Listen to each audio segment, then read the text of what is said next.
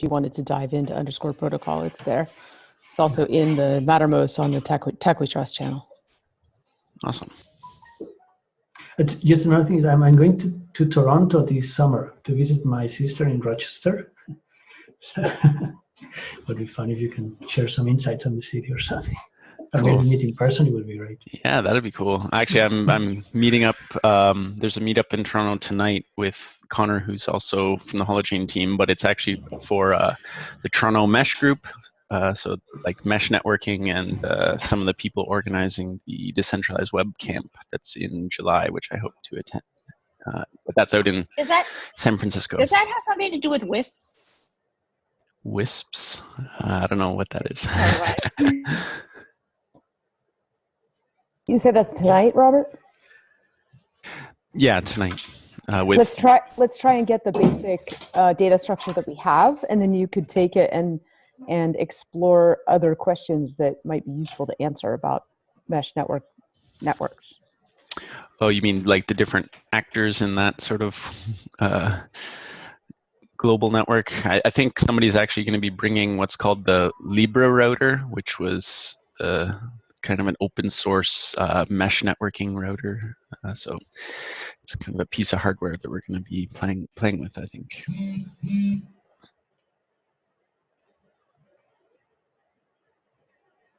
Here's the kind of questions that the identity group wants to answer.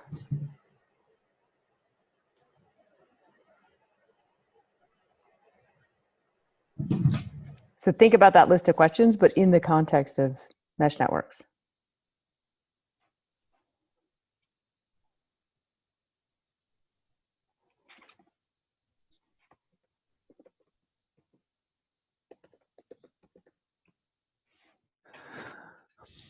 Okay, well, I think maybe I derailed things a little bit by sort of asking about the underscore protocol, but I think, is it, I don't actually know how to pronounce it. Is it Pepo, Peppo?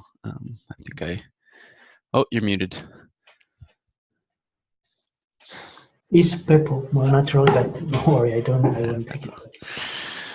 Well, the underscore protocol seems like a map to me. It's like a way to, it seems like a lot of the FedWiki stuff too, where you're able to take a conversation, fork it, make your own, but leave attributions in the right place. It's a really interesting. I'm fascinated. It's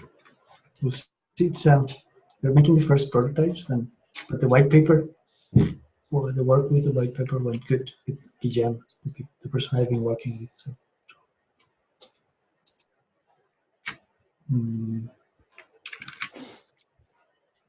Should we do a quick round of introductions? I think Peppo and Robert got to introduce themselves, but.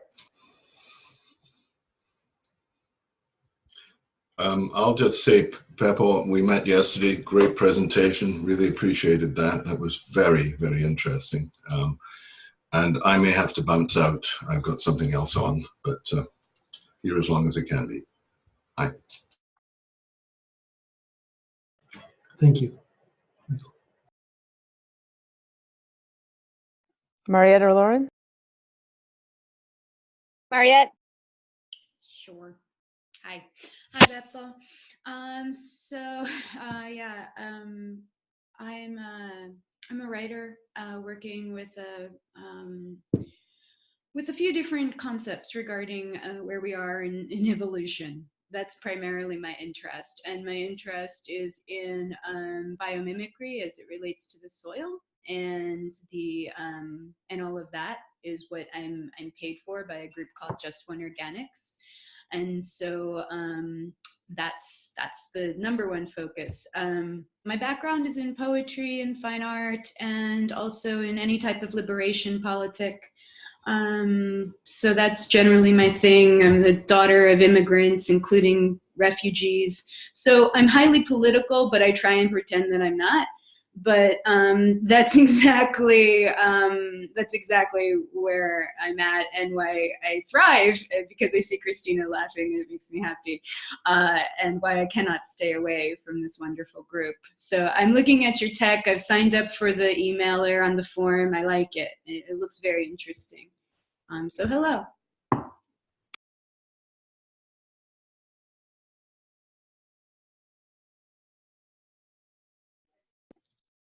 Hi, I'm Lauren, and I am currently obsessing over this new idea of what I'm terming like wedding tech, which is I'm trying to think of like how do you kind of onboard people to a overall network, like a kind of a network of networks, and how do you do it in really smart ways? So how do you do an intake that actually means something, that's not like stupid profiles that you see everywhere?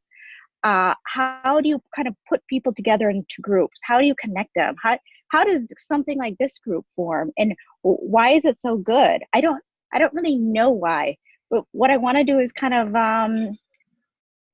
figure out how we bring in mapping, like professional mapping, to this equation. Like if we're looking at the network as a whole, say which groups in DigiLife are kind of lacking something. What are they lacking? How can we shuffle people around like these are wedding tables, and so everyone gets in a group that feels good to them? And how can we create that algorithm with people who are like a diverse group of people, like wedding planners from India or women from Africa who can kind of like, or, socialites from Manhattan who can kind of like give us insight on creating an algorithm for putting people together. So that's kind of what I'm obsessed with this week. We definitely need to talk more. You and I.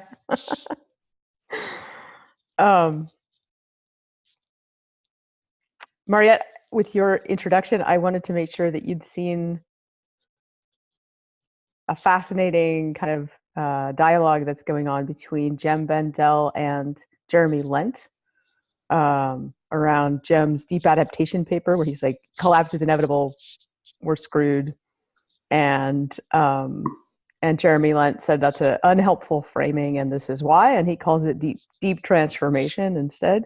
And they've had a little bit of a back and forth. So the Patterns of Meaning blog that Jeremy posts, he has his most recent thing on there has links to all three of the, like, Jem's original paper, his response, Jem's response, and then his second response. So I love that, and I'll look at that. You're gonna like it, yeah. Yeah. Look, I'll just jump in and say that essentially I think that apocalypse is a very masculine perspective. And it is, because it's a point of privilege and self-pity. And I've engaged in it as well because I'm also influenced by the patriarchal system. So I'm no stranger to my own, participation in this, especially several years ago. But I do continue to believe that it's, in terms of Lauren's comment, just to cycle both of these other female comments together, if you think about a wedding, even as it occurs these days, there might be like 4 parents of the bride and a bunch of different people, and there are all these mixed families and identities. And the idea of even binaries is like not real in terms of how we socialize anymore. And then the other aspect of that too is like within that, how do you get people to socialize? Well, there's usually an event or a technology. Like we're here, at least from my perspective, because Holochain began to exist. And so there was something sort of tangible and catalyzing. So if one's expecting it to come from goodwill, I doubt it. Goodwill coupled with self-interest and engagement and excitement for something new, yes. But again, I've given up on these ideas that people show up just because they know that they're about to be extinct in the way that they're about to be extinct. No, it's just not enough, And so, so that's. Thank you for that, and I'll find that in the channel because I think that's really it. And I do find it interesting that everybody's on apocalypse right now. and extinction. Well, I really loved the way Jeremy moved past it very quickly. Also, because of what you just said about Apocalypse, the interview around, I think it's called Awake in the Age of Monsters, by it's Daniel Thorson, who's amazing. He lives at the Monastic Academy in Vermont, a Monastic Academy for the Preservation of Life on Earth, Maple, and he's interviewing Vinay Gupta, and Vinay says, you know, apocalyptic religions are a massive problem in our consciousness right now. So, you know, and lots more. You'll like that one too. And Yeah, someone's got to engage with the process of dying and kind of go off from the superorganism, personally. But the engagement is critical. I've got to say, in the discussion between Bent and Vendel, I go very Bent. I've a sense that the things that drive Trump's populism work just as well on this end of the spectrum. And Mr. Bendel, and I decline to call him professor, is very adept at taking a position and making a lot of noise in a very populist process. And he's got an enormous amount of comfort and joy in this process. In the community currency movement, he was a wet blanket of no significant value for about 10 years. He's not good. God, that's on record. Sorry about that.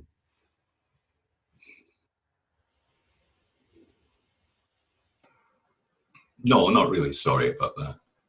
It's so funny because I see them arguing, and my experience of his deep adaptation paper, which is my first experience of GEM, was total relief, because I've been in this state since, you know, I was 16 and heard Jean-Michel Cousteau get really mad at Exxon Valdez and talk about oil and climate and where we're going.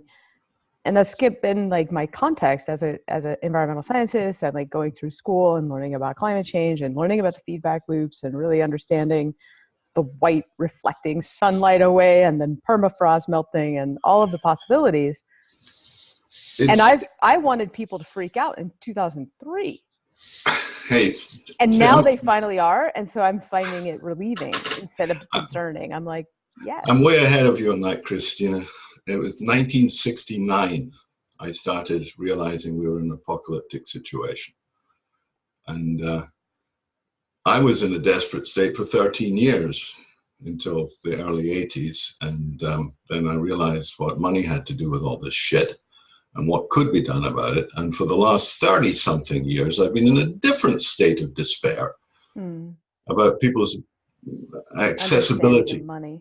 Yeah, like how do you get ideas through a culture? And the thing about Jem is he's desperate to be on TV, any TV. He's just a follower of fashion and wants to be up there as the voice piece, the man with the banner and so on. And he's found a brilliant place in this adaptation thing. It's perfect for his style and psyche. It'll work very well. And he'll do a good job. He will raise people's attention very well. So I'm all good. I'm glad he's gone there. One of the things that was really interesting about Jeremy's response was that he was saying, like, this is fundamentally maintaining the separation of human and nature. Yeah. And because we're going through a perspective shift, I feel like both of those responses are necessary. Oh, yes. Jem is able to get through to people who may not otherwise listen. Well, people like Jeremy who are coming, like when you have made the shift from nouns to verbs, from isolation and separation to we are nature, then you can listen to the deep transition language much more effectively. But folks who are speaking from that paradigm often don't get across to people who are in the split already. So I actually find both of them very generative. Like I see the argument as kind of. I think it's necessary. It's good to see it. It's the rubber is hitting the road, or the shit is hitting the fan, or something. And But it's just in the position of what is a positive activist position to take. I'm much less comfortable with Bendel's write it off attitude. I think Bendel is missing the point, as are many people in this field. They're just throwing up their hands and saying it's hopeless, there are no silver bullets, there's nothing can be done, sit down and kiss your ass goodbye. And I think it's really simplistic and negative and mistaken. So, end of rant. Sorry, I got a rant occasionally. A lot. So I'm wondering if we could have Robert show MetaMaps and, you know, talk about something, whatever we talk about. Just I would love, Peppo, to see you use that during a conversation. Oh, look at you, you're fast.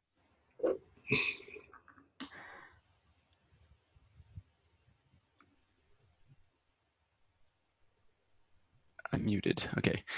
It's hard to capture everything, but it's sort of a visualization of who's in this room and sort of who's referencing what. And so technically this is real-time collaborative. So if anybody with a MetaMaps account wanted to hop on, we could map together. But basically you can double click anywhere to create a node. We have these different node types, which we call metacodes. They're kind of like these abstract glyphs that represent different things. So this set that I'm using here is just a subset of the larger set of kind of these metacodes. And yeah, you can draw a connection between things and label the connection. You can also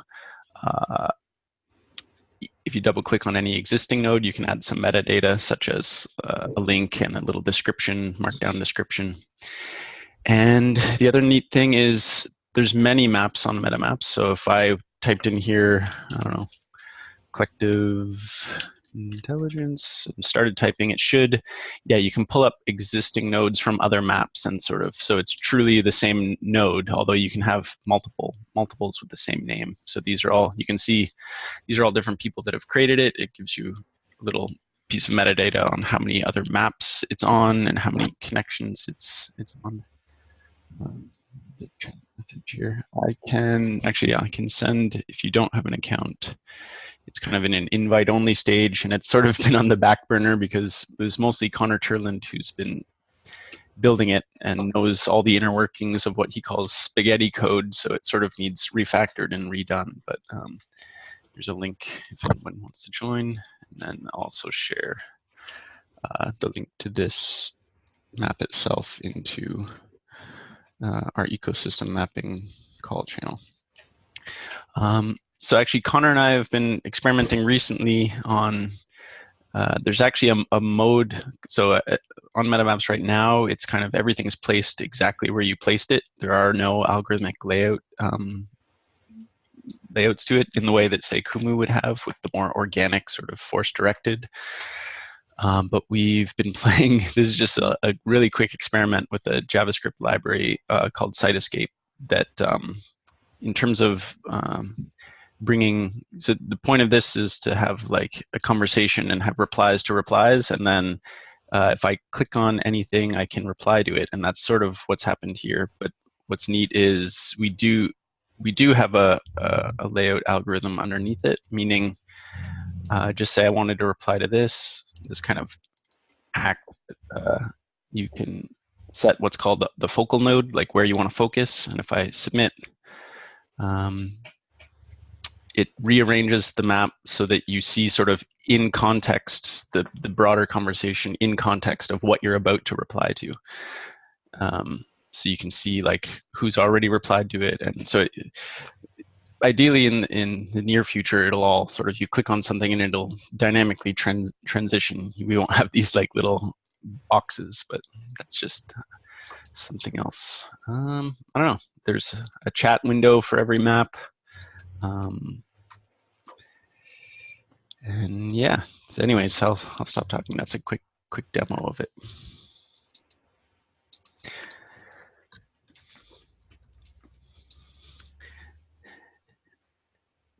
Yeah, at this point, it hasn't been moving forward, but we do have sort of much broader ideas for where we want to take it. We just haven't had time or resources to direct attention into it. Although maybe some of that will be reinvigorated with some of the mapping team stuff that's happening within the Digital Life Collective. We'll see. Nice. Great. Looks really good.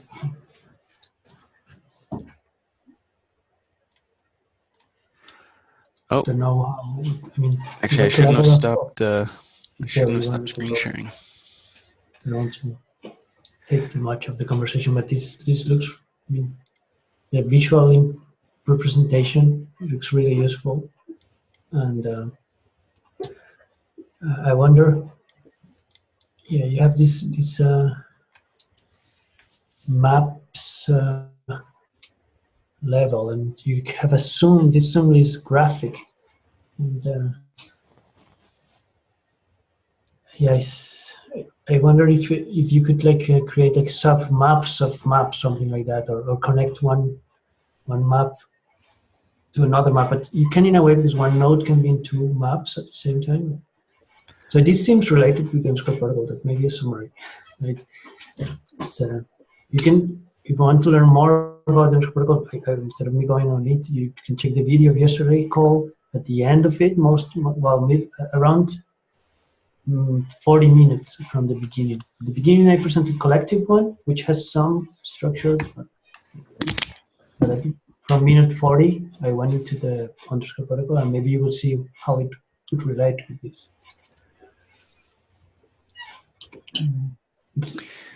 And I would say I've only played with it initially, the affordances of MetaMaps, but I am interested in how we can use it to sort of grow a dynamic agenda in a sort of meeting like this so that everybody can be working in parallel rather than having to take the sort of audio channel. So I'm curious if ever it looks like a bunch of us are on the map, we could propose sort of like where we want to go next on the map, and then sort of move towards this sort of center sort of what we want to talk about next. And then, yeah.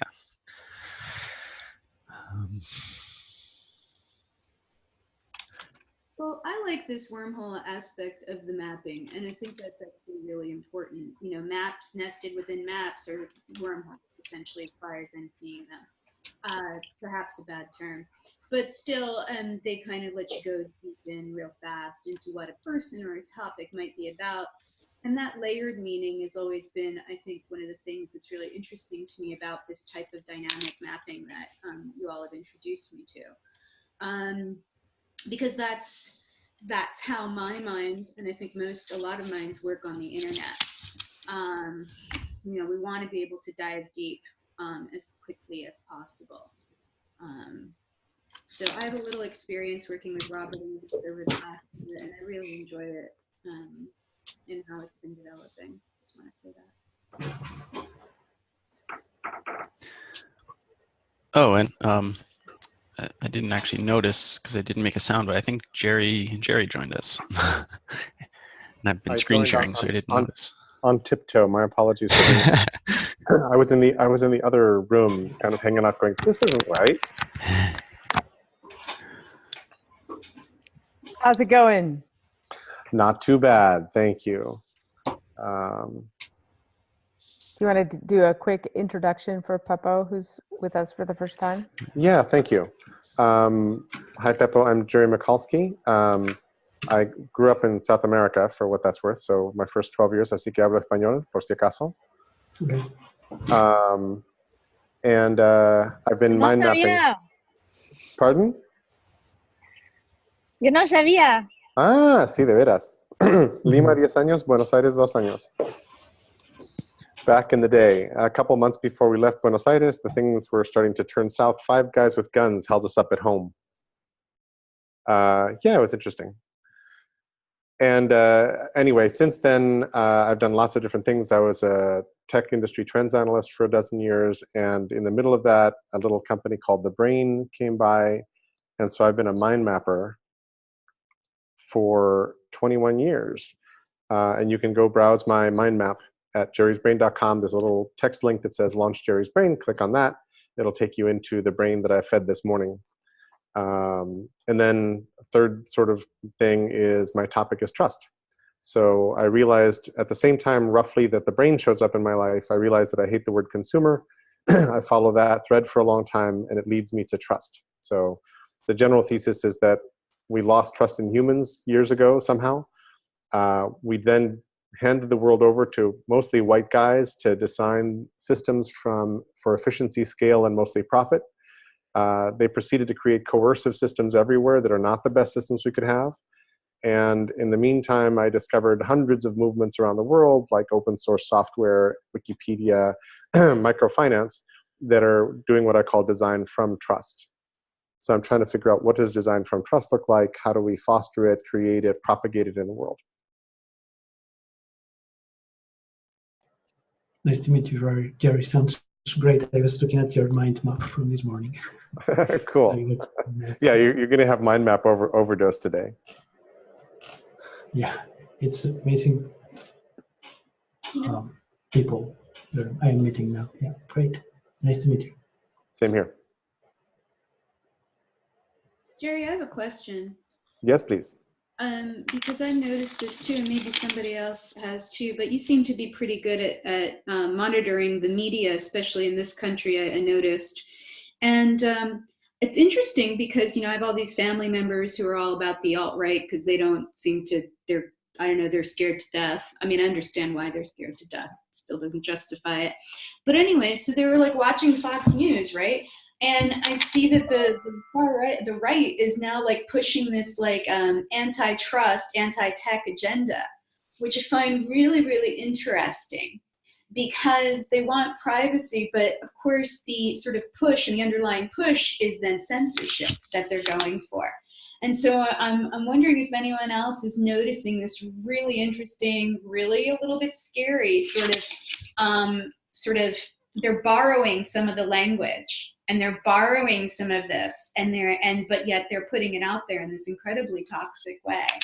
So I'm curious actually as to if you've noticed that too. Well, yeah, it's unavoidable. It's kind of hard to miss the shift to the far right and what language is being co-opted. There's also general backlash against tech from the left and the right. So yesterday, Tristan Harris launched a new movement, basically trying to say, hey, the tech companies are hurting us. And he's anything but alt-right. He's pretty much on the left, but he's coming at it saying, hey, we built the wrong platforms. This is hurting us.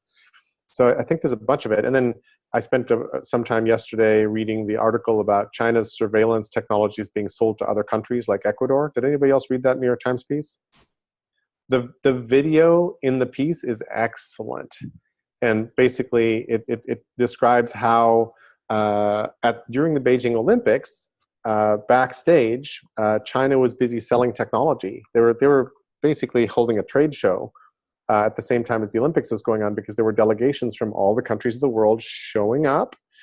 And they were like, hey, we've got all this, we've got cameras everywhere and we have software that can monitor your citizens. And look, we can clamp down on protests. And wouldn't you like to buy one? And oh, you don't have any cash? That's great. We like your oil. So we will lend you a bunch of money in exchange for your oil, but you still have to pay us back the money. And if anybody's ever read Confessions of an Economic Hitman back in the day, the worst read, most interesting book about worst written, rather, most interesting book about this kind of, backdoor deals, you'll see that what you end up with is your country in debt to somebody and your natural resources plundered, et cetera, et cetera. So that seems to be what China's doing, next alongside with One Belt, One Road and a bunch of other things. So that appeals to authoritarian populists around the globe. Right? Around the globe. So not just Ecuador, but lots of countries. There are plenty of authoritarian populists on the left as much as the right too. I want to be clear that I'm not insane on that because, or that I'm not ignorant on that, because I really don't trust anybody who's on the formal left really anymore. I only trust grassroots organizations that allow people to create their own relationships. Anything that's too organized is not interesting anymore. It's corrupt. i.e. the DNC in this country. Yeah, The Blue Church. the Blue Church. Excuse my language today, but honestly, and you've never heard me use the F word before on there, but like, no, never once. I've watched myself. Other expletives, yes, but I have really like the Blue Church is so absolutely part of the fall, and I know there's a reformation within that, but again, it's like, what are we reforming? It's their structures are inept, and they're not adaptive, and they're hierarchical, and so there is no real way to reform them except to completely let them collapse or to infiltrate them through technology, because that's the only little thing that their grubby little hands that will get, is if you give them a little golden key, which is why China did so well. Nobody liked China. Nobody trusted China. They just went there. And I mean, that particular in Olympic Games, if the movement of the torch and the way that people were abused and silenced during the movement of the torch wasn't metaphorically powerful enough for people to understand what was going on, I'm shocked. I still am. Because that movement of that torch was indicative of the fall of the people globally. Because every single place where it went, including the United States, for a quote unquote hostile power, we actually jailed our own people. And so China is a juggernaut, and I think very, very hard to intercept on its own terms. Mm-hmm. So looking back in the US, this is a thought I put in just a couple days ago. 10 days ago, I was at a conference in Boulder, sitting in the audience listening to a panel about Generation Z, and realizing there's some really smart young people on the panel. I see really smart young people coming together for the Parkland shooting, for Greta Thunberg and the climate strikes, the kids walking out of school. I really like Pete Buttigieg for president, so he's here. Alexandria Ocasio-Cortez and the young women in Congress right now. The idea that Medicare for all and a couple other things are actually, and the Green New Deal are actually in the conversation. So I'm suddenly realizing that we could be at a generational tipping point where things like the New Deal was a tipping point back in Roosevelt's day during the Great Depression. And the Great Depression kind of made room for the New Deal, which all conservatives have hated for all time. And conservatives since the New Deal have tried to undermine and destroy the New Deal ever since. The same way they've tried to get rid of Obamacare in the last couple of years, unsuccessfully. So we could focus on China's taking over the world, because I actually think that this is the China millennium is coming up, and it's not new news, because before 1750, before the Industrial Revolution really hits its stride, 95% of the world's GDP equivalent is produced by India and China, and nobody gives a damn about what comes out of Europe. The Americas are not trading with anybody, etc. So. They're just sort of barely coming into being. Anyway, long digression, but all interesting topics. Thank you for the juicy question. I don't think it's a digression, because they've already used their face technology to ban 1 million passports. Mm-hmm. 1 million, at least. I wanted to give Peppo context that this brain map that we just saw, Jerry has been building that for 20 years. And Eric had a question in the chat. Please. I am pasting some links for Robert, and Eric says, the brain has very nice text search. So I just name, each node in the brain is called a thought. All I do is name the thoughts, and I don't use, the brain does have types and tags as special features. I do not use those special features because I found that they were just confusing to me. So there's a link to the 2020 generational tipping point, and then let me give you a link also to China exporting surveillance. There we go. And the inventor of the brain just did something that was sort of an upgrade, but what it does is it's giving me a 4-second wait before I can do things, which is unpleasant. You when you get a chance, give the Jordan Greenhall link too. Oh, good. So here's this, and let's go back to Jordan. And I would love it if we could do a quick round and just talk about, I'm fascinated by sharing maps during actual conversations and the difference that people have around how that helps or how it hinders understanding and communication. I would love to know the answer to that too. I would love to just hear thoughts from everybody on the call. Just do a quick round if we can.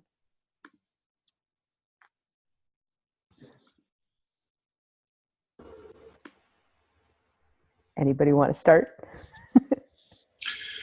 Well, for me, it's a matter of perspective. I don't know if you remember the Gödel, Escher, Bach book about, and they've got this graphic of a cube that you look at it one scale, it's a G. Somebody's going to do it for me. Sure. How you look at something, what you see, what you map is a question of where you're looking from. Too often, of course, maps are two-dimensional, which is a severe restriction on their information. And it tends to box us into what the mapper wants to show, which may be different from what the observer should be gleaning from it, maybe gleaning from it. And so that's the problem I'm finding is the mix between the perspective of the creator and the reader. Hmm.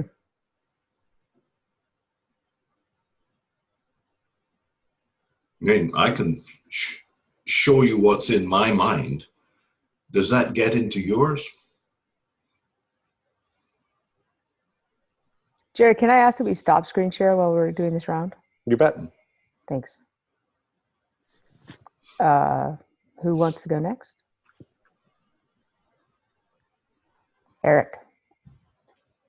Yeah, hi everybody. Yeah, I feel like when it's in a meeting, it could be a bit of information overload, but sometimes it does provide context. But I think we could get distracted by all the branches going off and all the tangents. But I did start using the brain, and it helped me organize my thoughts for an article that I wrote recently. And I found the process of organizing the thoughts was very valuable, but I didn't need to refer to it. I didn't really need to structure the article exactly as I had mapped it. So I think, yeah, just keep that in mind, that it's a great tool, but yeah, you really use your judgment going forward. And it's great that I could come back and review the details later.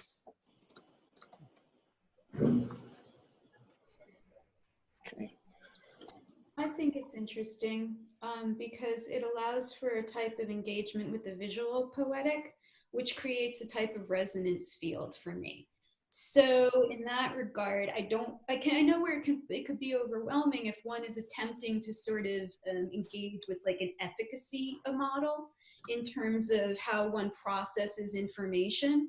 But if one's looking at an experiential model for looking within something and for actually being able to see a topography, a geography of sorts, emotional, et cetera, richness and depth, then I think what it does is it creates that level of depth that to me is more compelling than an intellectual argument alone.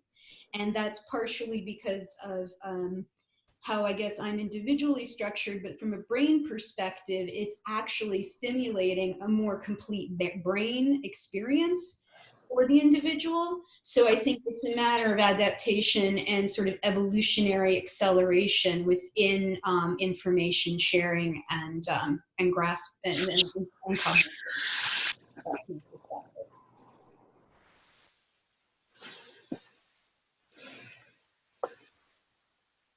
If I can just jump in for a second, Maria, what you just said reminded me of something, which is that I always think of language.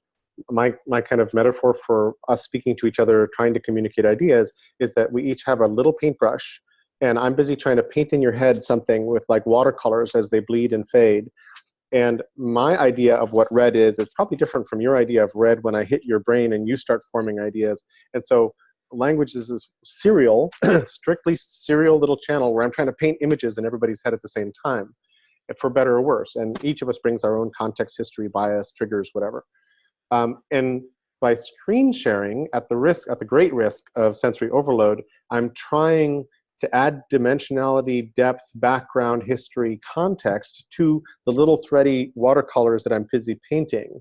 And I really like the effect, but I'm very aware of Christina's great question, which is it can totally screw conversations up. It can in fact be distracting, all those other things. But I like it because I feel like I've crafted a thing that is a network of ideas that is sensible when other people see it. And if I can share that while painting, it might enrich the whole experience. And the collection of nodes, like the one I just showed about the tipping point, the generational tipping point, to me, the aggregation of evidence often triggers emotional responses that are really useful. Because like, oh shit, I forgot about that thing and that thing and that thing, and you get worked up about it more than me just talking. Somebody else want to go? Michael? Lauren, Peppo, Robert? We can't see that, Michael. It's a collection of quick graphics of what is a bicycle. What is a bicycle? I had a class of undergrads for an hour on anthropology, and I wanted to point out that we don't see what we see. We don't see what we don't see. I gave them a minute to draw a bicycle, knowing that it had 2 wheels, handlebars, cranks, and a seat. And of the 60 propositions, only 4 or 5 were functionally possible in any form and shape. And this is a community that rides bicycles, uses bicycles, sees bicycles, but cannot reconstruct from their internal mindset what a bicycle bloody well is. Now, that's most of our problem with mapping through the mind, is that what we've got in our mind is the watercolors bleeding gently off in all directions in so many times. And to try and find these mergers between our perceptions, our mappings, is utterly, it's the big conflict. How do we know what we're looking at? How do we know what we're looking at? I'm trying to follow. I have a couple of things I might want to say. So one thing is this information exchanging process between people.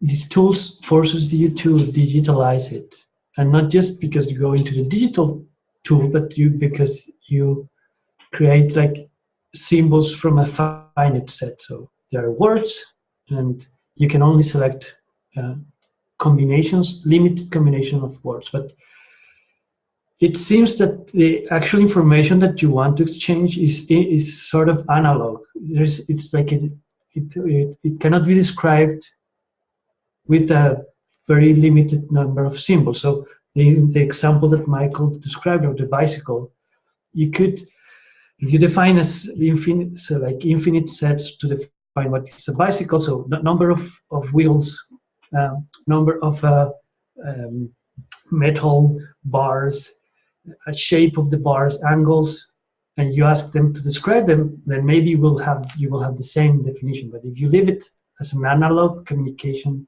channel, which is paper draft, well, there is going to be like differences, and so the exchange of information between brains, you use digital. Even if you are talking, you're using sort of digital channel because you use words from a limited set. But it seems like the underlying thing that is happening is more analog. This is so it's not, you cannot fill the entire set and transfer the entire idea ever, because you can transfer it like 10 times with different words and it will create different things. Yeah, it's about co-creation.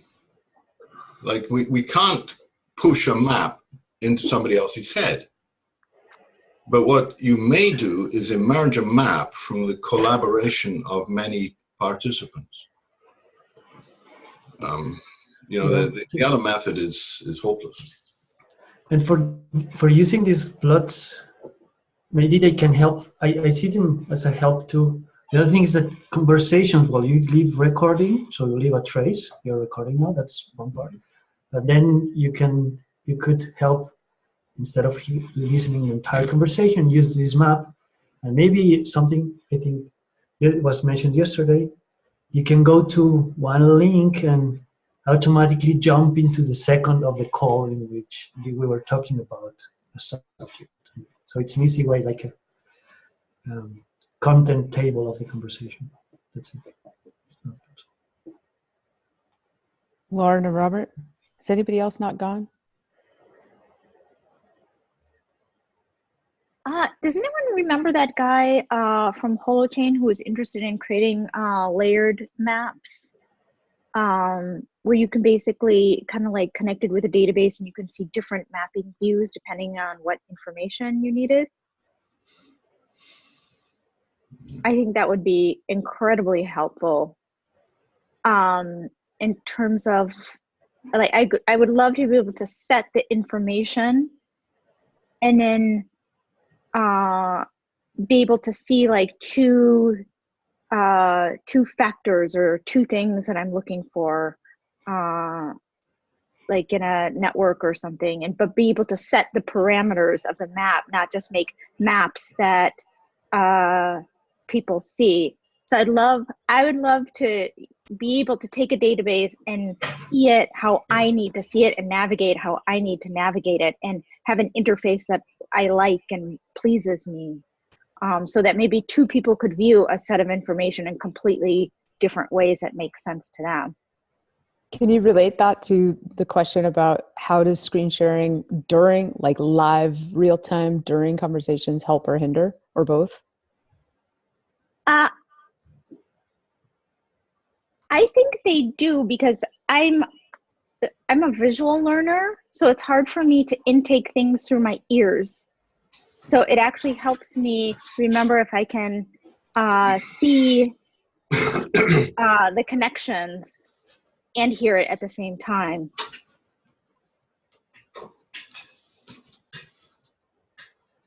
Robert?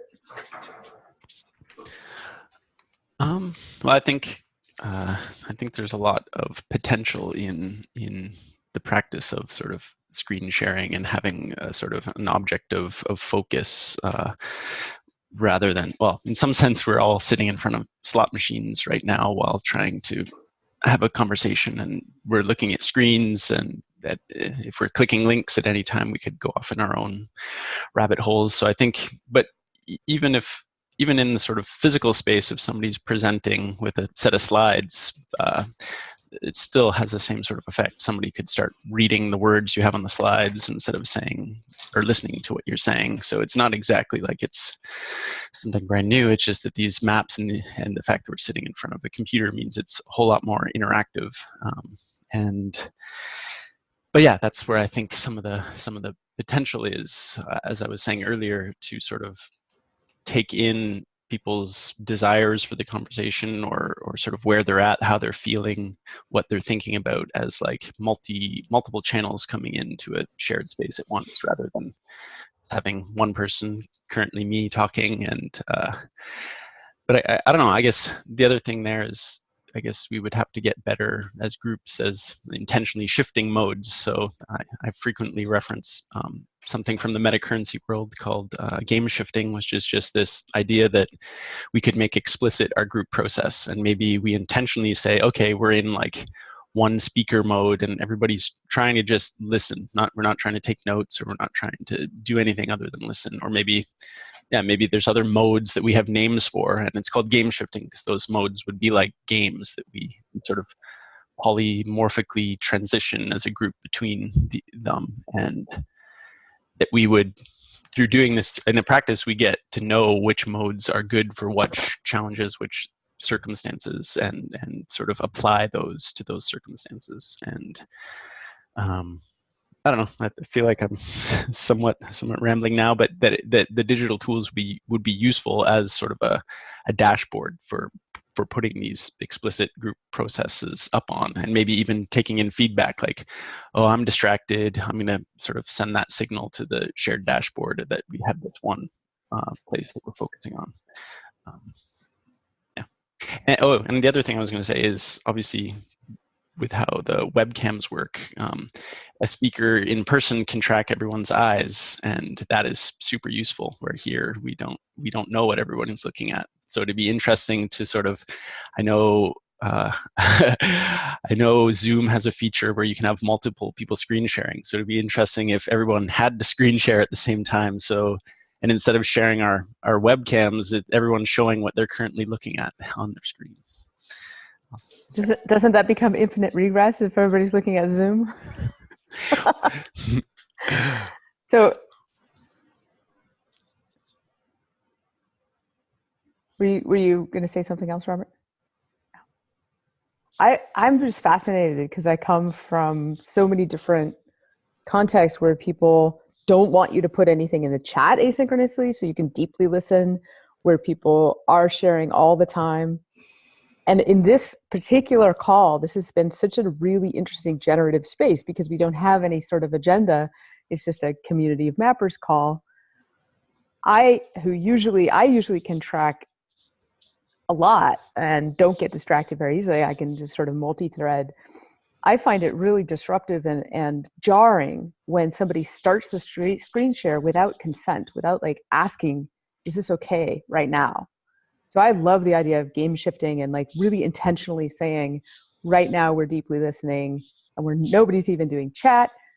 The default mode for this group seems to be like asynchronous chat just keeps the conversation richer. So maybe that's our default, but I would really like the screen share, especially when you don't have the boundary that Lauren was just talking about.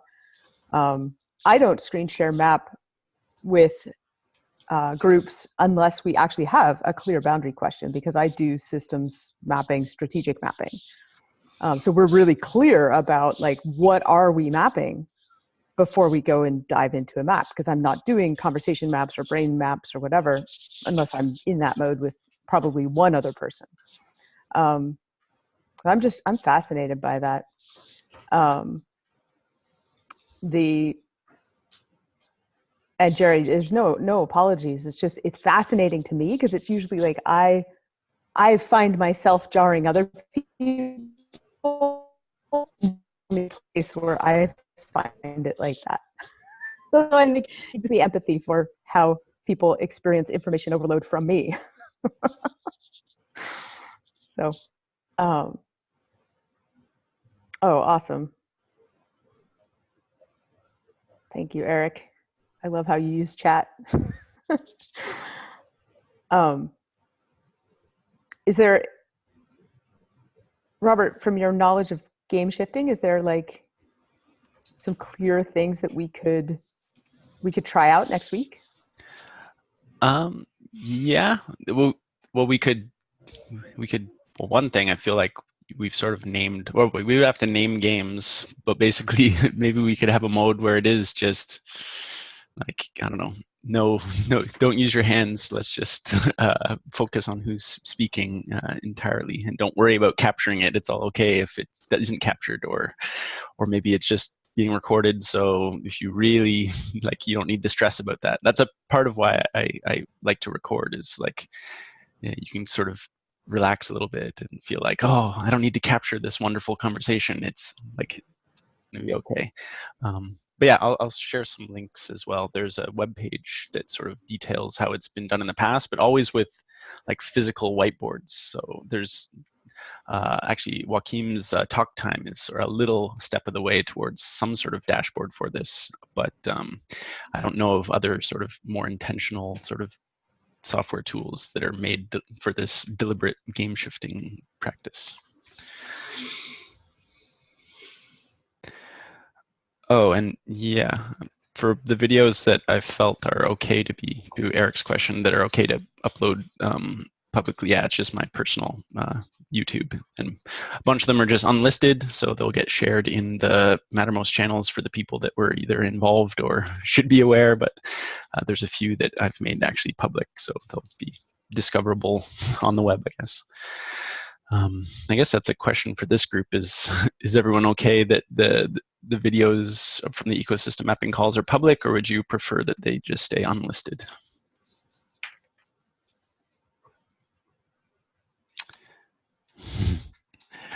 guess that I could ask a more explicit question. I guess thumbs up if public's okay. Okay. I see a nod. Okay, cool. That's cool.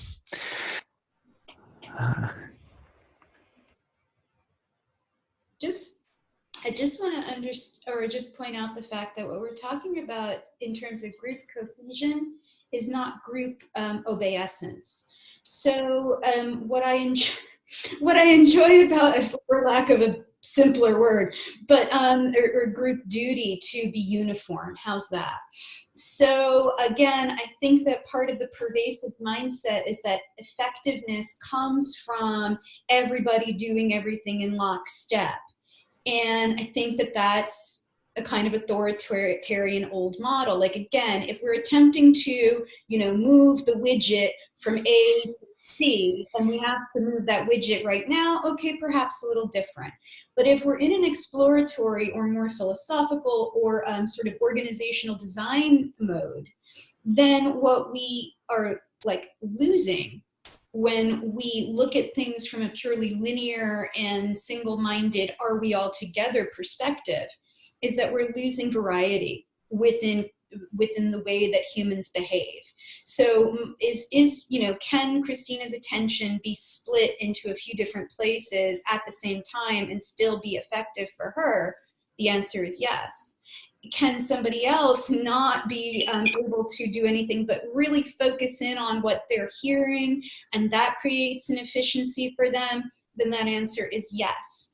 So in terms of engagement and participation, I would just caution the group to not think that it is a failure if people are somehow showing their variability and their variation. I'm super on fire with this today because I think that is, that again is this kind of, I watched this, I'll just say the last thing. I watched this Nina Paley sadomasochism movie the other night. I don't know if I'm going to put it up here because I've been waiting for someone to help me figure out what's a great visual for how the monotheistic major Western religion screwed up. And yet to do it in a way that feels really compassionate and loving towards history. And Nina Paley did what, her name is escaping me now, but in Persepolis, what she did, same thing. She went into the animated space and created a poetic visual representation of all of the different elements and then put them into a linear narrative. And that is what mapping also does, is it takes things and allows them to be seen on multiple levels by different people. And that's also what these video chats do. I would prefer that we not, again, look at these slot machines as something that only disconnect us, because again, that seems to come up as a kind of caution. And I understand it as a caution, but perceptively, we would not have the same level of conversation if we only had voice. And we also would not have the same level of conversation if we only had email. And we definitely would not have the same level of conversation if we only had written letters or peer-reviewed papers, etc., with which to engage. So in terms of our own evolution as individuals and collectives, I think that what everyone's bringing up is really the sort of the grist of what, that's where we are evolutionarily. And that's just, I just want to point that out. Holodex, excellent. Yay. A brief side note to what Mariette just said. I think we tend to underestimate the power of just voice and the old phone call because voice contains tremendous emotional valence. And one of the problems with adding video is that I'm looking at Mariette's image in the middle of my screen right now. I'm not looking at the lens of the camera. And humans are very good at telling where your eyes are looking. Like if you're standing in front of somebody, you can tell that they're looking at your forehead or your or the tip of your nose or the tip of your chin. You can tell. And so it kind of breaks the human connection to do the video thing a bit because you see a lot of animation, you see distractions, you see a bunch of other stuff. So it's complicated when you start bringing in video, even though it's richer, and the screen sharing is a whole new thing. It's like an added dimension. But just voice is extremely intimate. You can whisper and you can be closer to somebody than they would let you in front, if you were standing next to each other. you can be more intimate on just audio than in person in some ways. It's very cool. I'm also really interested in this group of the possibility of using breakout rooms, and like if we went into a game shifting mode, having a place where, you know, 2 or 3 people could stay talking, and another group could go in to a screen share mapping active collaborative space. I think we can only leave one recording. But then we could share, you know, share the map from the other one and share the recording from the voice one. Although that's, you know, again, more time that none of us have. But I think there's a huge amount of generative possibilities within this group that we don't always dive into because we don't actually get to explore the connections in a closer way, because there's usually, you know, 8, 9 people on the call. So I'm curious about that.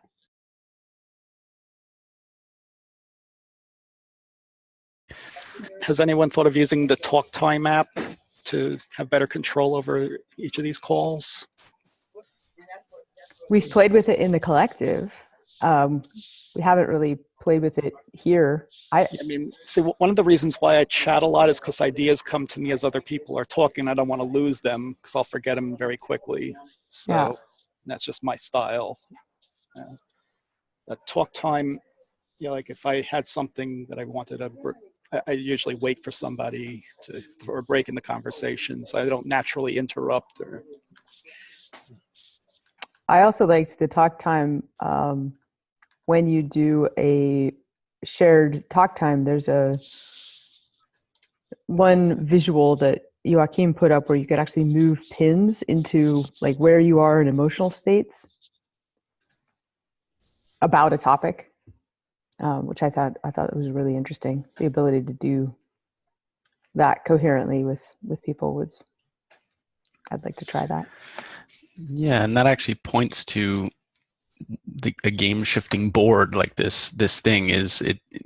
When it's done, it typically has different roles, or at least there's a couple roles that people are playing, and you can rotate them and swap it. But one role is kind of like the game maestro or game master, who is the only one that's able to move the, or maybe you could have multiples, but move the sort of indicators on the board to say, well, we've done it where there's one explicit board and then each person has their own board, where, yeah, you could do that sort of emotional state thing. But it would be the game maestro who would say like, hey, I'm sensing that we're in like a popcorn mode. Everybody's just sort of talking. So you can do it 2 ways, either sort of have the board represent what's naturally happening, or intentionally do it like, oh, well, we're going to be strict to this game mode. Like, unless we intentionally shift to popcorn, everybody please stop popcorning. Let's do raise your hand, or let's do something like that. And how do those game shifting rules translate to the asynchronous spaces? How we use channels, how we use contexts, whether one channel is a high flow or a low flow, what goes there? Yeah, I guess that would sort of show up as like moderators or moderation of like, hey, technically this doesn't belong in here, and it's just whether or not you're sort of super strict about it, of like, well, okay, they posted something, it doesn't really belong in announcements, but I'll just let it go, versus you could take the moderator view, but you could also take the like, how do you set the context in the first place as people come in, like the onboarding view, the introductory.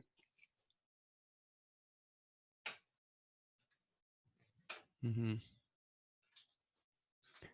It's almost, weirdly, it comes up to me almost like hashtagging it.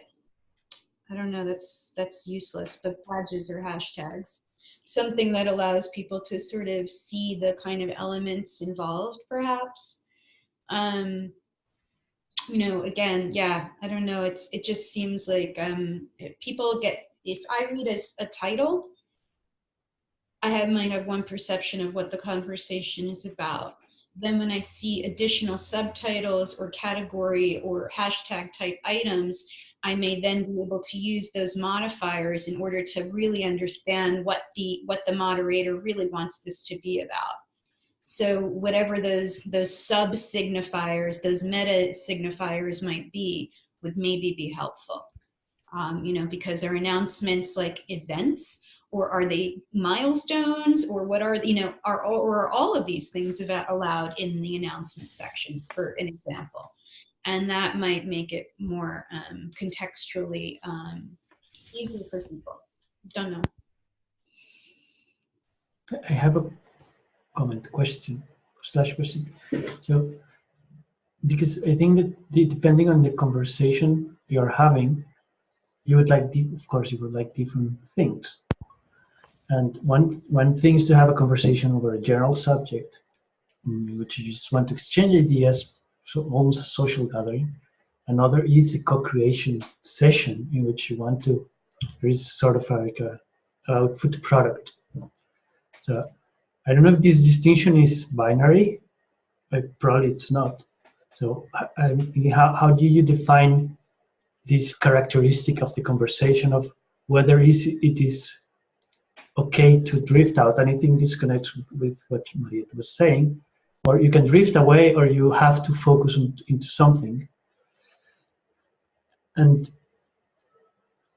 in a way, it's if you are, I mean, if you just want to talk about stuff in general, it's probably okay to just don't give any limits. But if you want to come up with outputs, what you tend to need for achieving an objective is to start adding constraints. So if the objective is one, you cannot talk about things that are not related to the current subject. And these restrictions that you put into the conversation becomes sort of a symbol of the the members that are participating in the conversation create a new item, which is this collective that has created on this call. And this agent is like energized by the people who participate. But the thing is that this agent will take an action by its own. It's like you clearly specify what this virtual agent decides out of inputs from the participants. But the thing is that when the conversation is over, you have you have some sort of the concept of finality. So you want to know what the agent said. So the decision that was taken. So if it's a governance, it's the call, then you have a decision. If it is a design call, you have a wireframe, something like that. So, and I see that this, as you move into this conversation, what you're adding is limitations to what you can say and what you should not say. And one of the problems that is in these calls is that it's easy to go out and everybody gets something to home, some learning, but sometimes it's hard to get something like a concrete out of it. I don't know if playing like simulating this figure of the virtual agent that creates and saying this agent has a voice, what did he said at the end, and formalize it in a way could help. I know this was rambling at the end, but the scope of the conversation should influence how it is governed and which the rules you put on it. I think that there's a really interesting thing that's happened with this particular group, because while we talk about whatever we want, like there's no agenda, it's just a community ecosystem mapper call. I think all of us come from wanting to increase sense making and collective intelligence all the time. Like it's almost like we have a meta boundary at the bottom of our conversations instead of a wraparound boundary on like that you would do on a strategic map at the top of our conversations, if that makes sense. Not sure conversations are dimensional, but something like that. I don't know. So it's this call I find fascinating because it's not just like, oh, come meet everybody and have a party and talk about whatever you want. It's like we can talk about it whatever we want, but you can always hear the thread of people's interest in augmentation, intelligence augmentation, collective sense making, empathy, compassion, Oh, Sophia, in an in-person mapping experiment that we did with, I don't know, there were like 25, 30 people in the room doing 3 different maps. Sophia asked at the end that everybody held when they put a node on the map, that they didn't do it so fast, that they held it with some compassion. Like, why is this here, and what is the context, and what is the best name for this thing that we're trying to name? Like, understanding when you go from the analog to the digital, and holding that with some compassion, which I just thought was fascinating.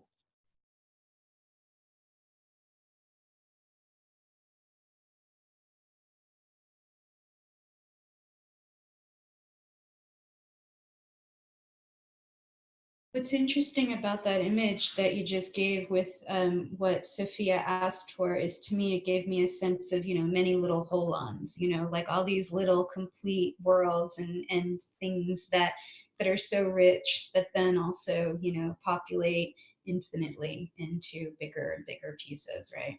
And that kind of care is what I think a lot of this group and this call is about. I think that really expresses it. Because what you also just brought forward for me is this idea of coming from the root chakra, right? So this is the place where we don't have to, figure out again how to move the widget from A to C. That's a different call or a different series of calls. This is the place where we actually get the inspiration and the sort of more foundational processes that would allow those things to rise up through us holistically. Again, my general I acquiesce and I recognize that within group, to accomplish things, we have to do certain things, those, in these very linear and again restricted ways. That helps us accomplish certain things. But when we actually talk about how are we going to gamify, or how are we going to do these things, we have to also have a field of coherence. And the coherence doesn't come simply from our linear, perspective of we need to accomplish this, because it also then puts a burden on us, and it also makes us think that this work is singularly of this moment, and this work is the beginning of something that then continues for many generations. I mean, it's a whole shift. And so, again, not to make us all feel like we're changing the world forever and ever, amen, but in a way, yes. Because, again, like I've said before, Jerry's brain to me is one of the best examples of what every AI person should be seeking to do, because if they think they're going to get a robot to become an AI, they're wrong. And they're looking at it from the wrong perspective. And again, many of you on this call have been taught as programmers to look at it from that perspective. And I would ask you to kind of understand that, again, as somebody who inhabits a female body, who has often been shut out and shut down by your technologies, that you understand that I'm part of the group that engages with your technology more than the men do. I'm part of the group who can synthesize that in a way that you guys can't, because you were already rewarded for doing it in a linear way, in a top-down fashion. And so I'm offering you this gift, and Sophia's offering you this gift, and Christina's offering you this gift, and Lauren's offering you this gift. And if I could go through this sort of, Jerry and Michael, we're offering this gift of integrated systems thinking. And within that gift, one must be willing to allow for a field of resonance. And if you want to quantify that, have at it.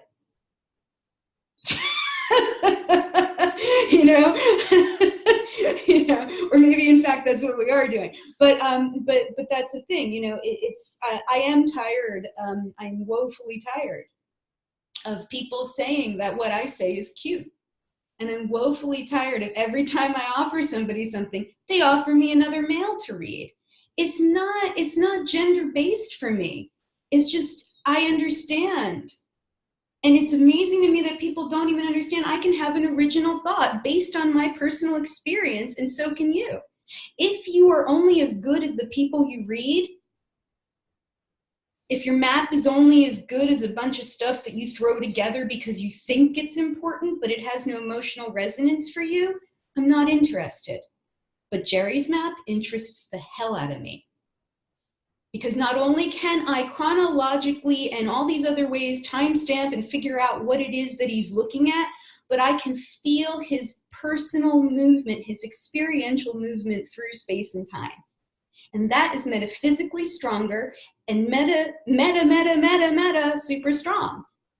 So I can categorize and hashtag the shit out of it, but my interest is in experiencing it first. And if you're lucky enough to be a double thinker where you can kind of do both, then that's great, and that's why you're here. That's how I see it. I'm just on fire. Just on fire.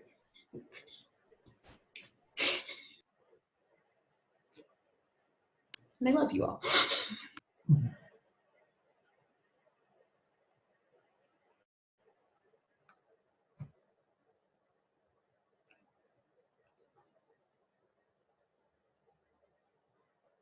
Thank you, Mariette. I like, it's weird. I've been doing this brain thing for 21 years, and you just articulated things that are clearly there for me that I hadn't thought about in that way at all. And like, I have passion about what I'm doing with it. This is not bookmarks. This is not something else. This is authoring, and this is memorializing, and this is trying to sculpt weird little words and connections into something that might light people up on fire somehow. So I thank you for expressing it so beautifully.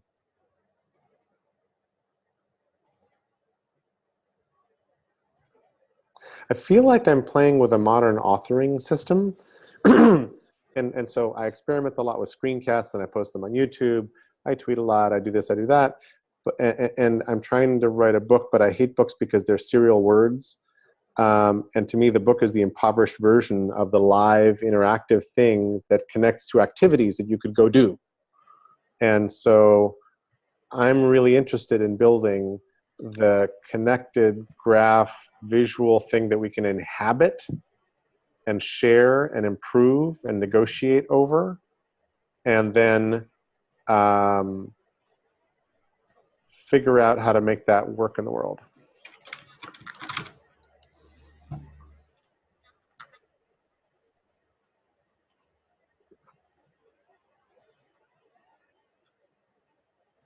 Because I don't think interactive videos with multiple endings are the answer to the future of literacy and communication. I agree. I feel like we're halfway there. I can't wait.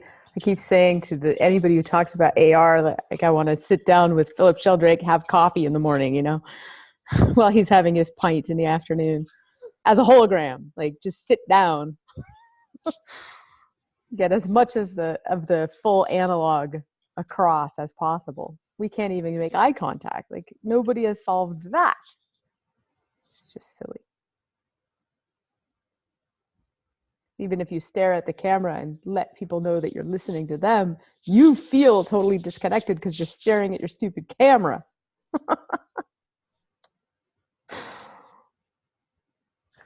Actually, the thing I just realized from playing games such as first-person shooters, if the cameras are our eyes and we have kind of a sort of like an avatar, we really could walk up to somebody's like virtual face and look them right in the eye, and that would be the only person we're looking in the eye in a call. And actually, another little experimental tool that my friend Connor Turlin's created, actually I'll share a link. It's probably not going to work, but it's a sort of adjacent possible in terms of apps, is using an open source library called 3JS. You can walk around in this space, but instead of walking around as an avatar, you're walking around as a billboard of your webcam, but it would still have that effect of like, if two webcams or like billboards are looking at each other, then technically that's what they're looking at, because they've decided with their law of 2 feet or law of mobility to move somewhere else. And actually the space has proximal audio. So if somebody's talking way off in the distance, you'll sort of subtly hear them, but if you're actually close to them, you'll hear them better or more loudly. Yeah, obviously these things have been in sort of actual like full-blown video games for years. This is sort of this Matrix Cafe thing. This is sort of just a little hacked together version for now, but it just came to mind. Well, I have another call in 7 minutes, and I think it's on this line, so we got to roll. But this is always a really fun call. Peppo, I'm so glad that you were able to hop in and join us, and it's on the community calendar. You're welcome any week.